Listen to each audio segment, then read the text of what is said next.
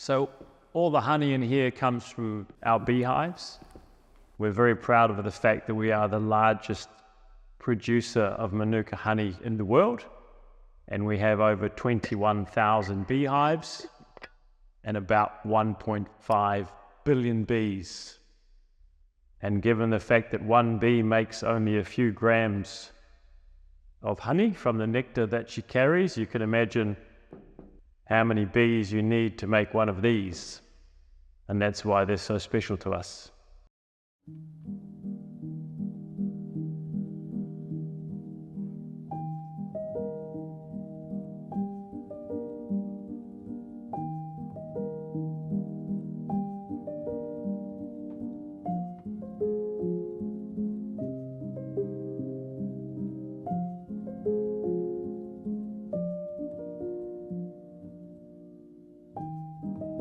I think in today's modern world, we've almost run the big risk of forgetting what drives this planet.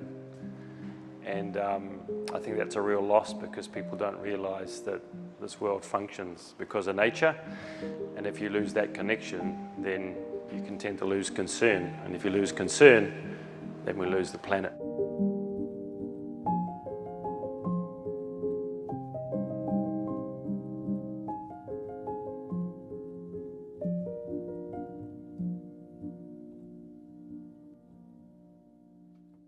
Worked pretty hard to get there, but we've got there. Quiet, King.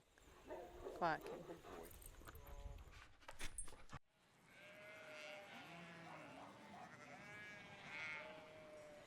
Rimunui, yeah, it's a pretty cool place actually.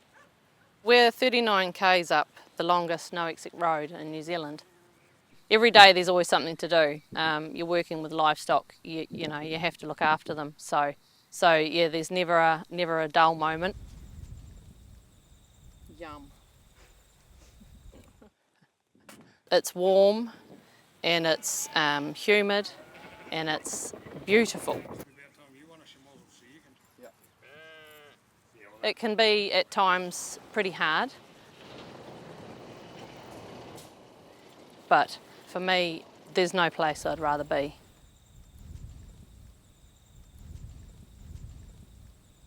As far as nature's concerned here, we have it all, and whether it becomes the opossum, whether it becomes the deer or the wild pig or the bees, and with the balance of native bush and the Manuka scrub or Manuka plant itself, it's actually a wonderful place for nature to be.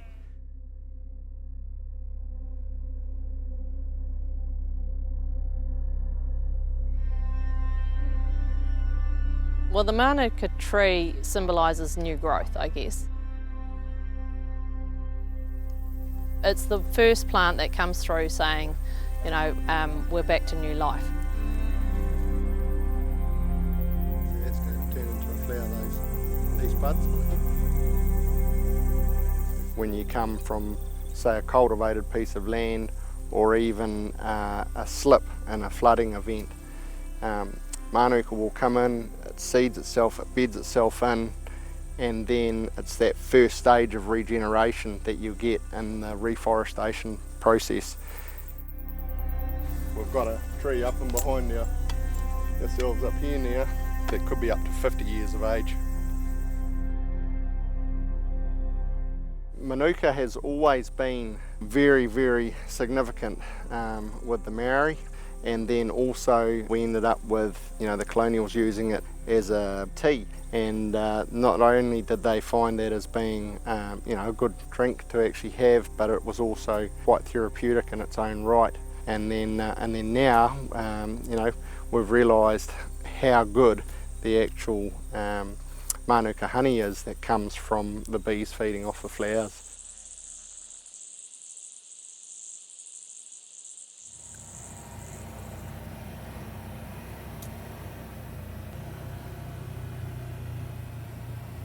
So yeah, just under 400,000 plants we put in the ground.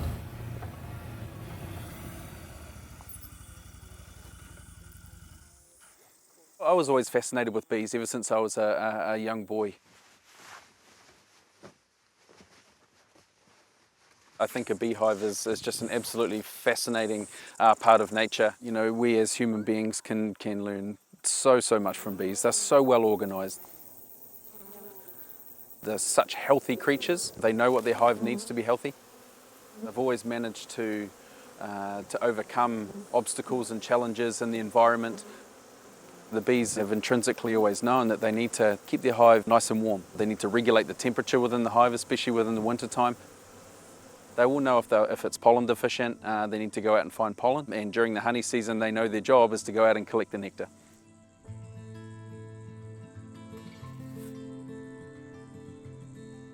The honeybees obviously knew something that we didn't know. They realised that the nectar in that little flower was something special. 200 years ago, almost serendipitously, the Manuka tree met the European honeybee. And the combination of the honeybee with the Manuka tree formed what we call nature's greatest love story. In a beehive, you have three critical elements. The honey, or the life nectar, which keep the bees healthy. You have the propolis, which is a natural cloak of immunity, which not only protect the bees when they fly, but they use it to seal up the hive. And then there's the royal jelly, which is exclusively fed to the queen. And what we've done, as we've discovered over the last 20 years, how these mysterious elixirs work, is combine them through honey and through ingestibles and through skincare, so that humans can benefit from the same phenomenal system that keep the bees and the beehives so healthy. Back in 2000, or the early 2000s, Manuka Health undertook some studies to understand what was actually the chemical compounds in the Manuka honey. And in 2006, they really started to understand and proved what is now methylglyoxal, which is MgO, and how that correlates to the medicinal purposes of Manuka honey. So I suppose it's something really special and exciting for us, because we feel like we were pioneers of that. We're already in 42 countries around the world, and so we're bringing them into part of our ecosystem by sharing the gifts of nature to all these consumers in the world through our amazing team who care deeply about the environment. We can help people be healthier, help them have more vitality, and help them learn that the more they look after the planet, the more the planet look after us. I think people are starting to lose that connection with it and that love and the passion for it. And if we don't look after nature, there's nothing left for anybody. Scotty and Jelaine, you know, they're tireless workers. They're always interested. They want to understand. They want to know more. And we're just so fortunate that we got to be part of this journey with them, that they chose us. We've ended up in conjunction with Scott and Jelaine planting over 300 hectares here at Rimunui station, and what a couple to do it with. You know, we all took part in planting some of these hills, and in Manuka, we put just under 500,000 trees in here.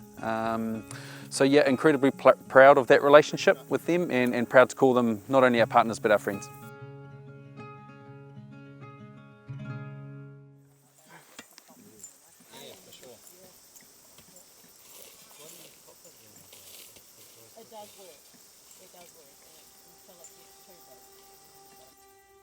At Manuka Health, we became fascinated by how the bee navigates the world. And we thought it important and special for the world to understand, how do the bees know where the nectar is? How do they know which flower to go through? And the great discovery made by an incredible photographer was that the bees all see in UV. So they see everything in hues of blue. And that's what radiates these intricate bits of nectar which they find on the flower. So we gave ourselves a mission to reshoot and recapture the whole world of our beehive system through the eyes of our bees.